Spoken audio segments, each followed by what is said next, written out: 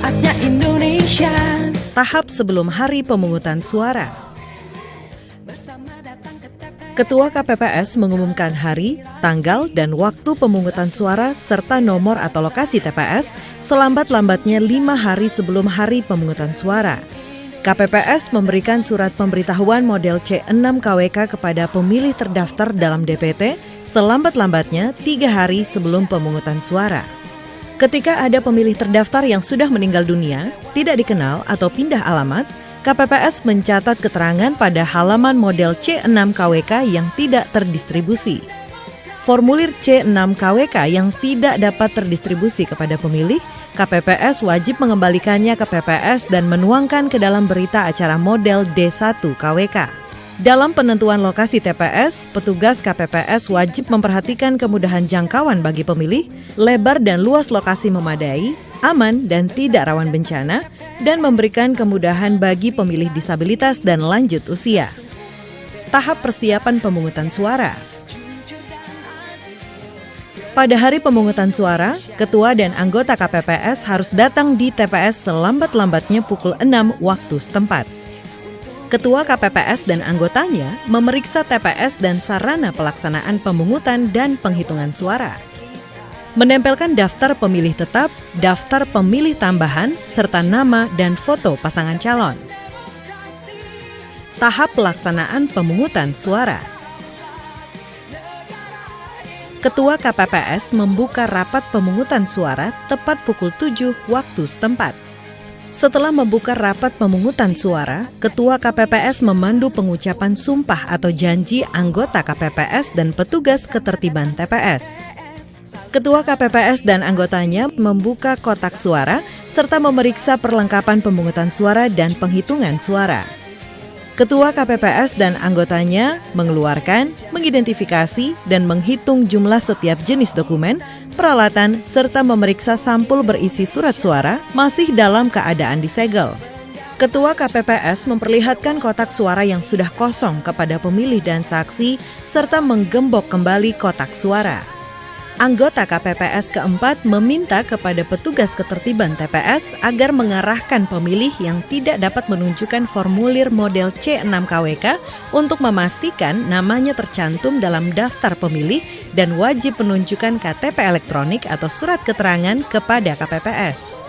Petugas KPPS keempat memeriksa jari tangan pemilih untuk memastikan tidak ada tinta telah memilih.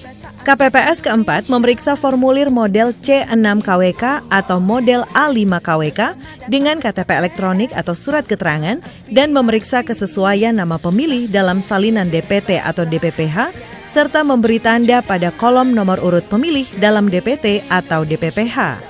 Bagi pemilih DPPH yang tidak sempat melapor kepada PPS tujuan, petugas KPPS keempat memeriksa kesesuaian antara formulir model A5 KWK dengan KTP elektronik atau surat keterangan dan mencatatnya ke dalam salinan DPPH sesuai nomor urut berikutnya.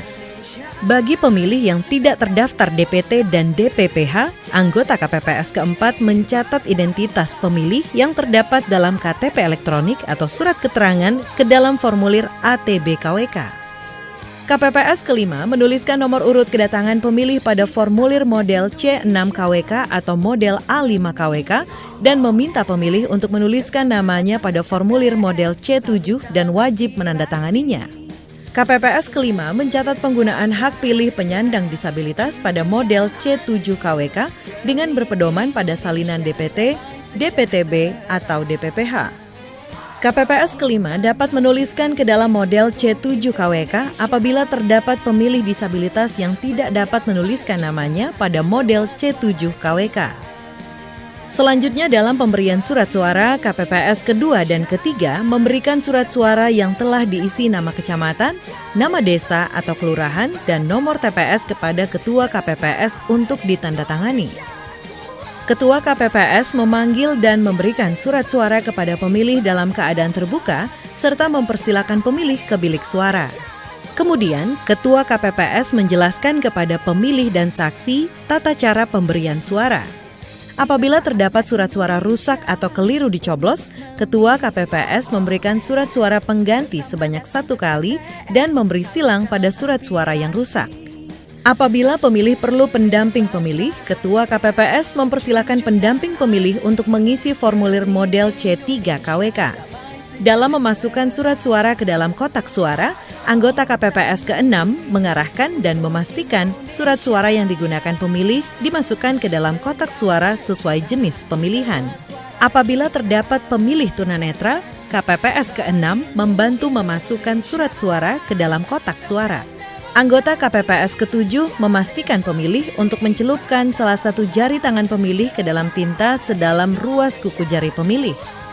Pada pukul 12 waktu setempat, Ketua KPPS mengumumkan kepada pemilih yang terdaftar dalam DPTB untuk dapat memberikan suaranya sepanjang surat suara masih tersedia.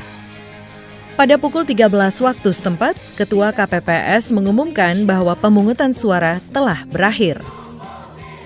Pelaksanaan penghitungan suara. Ketua KPPS dibantu anggota KPPS membuka kotak suara. KPPS mengeluarkan surat suara dan menyusun serta menghitung jumlah surat suara serta mengumumkan jumlah surat suara.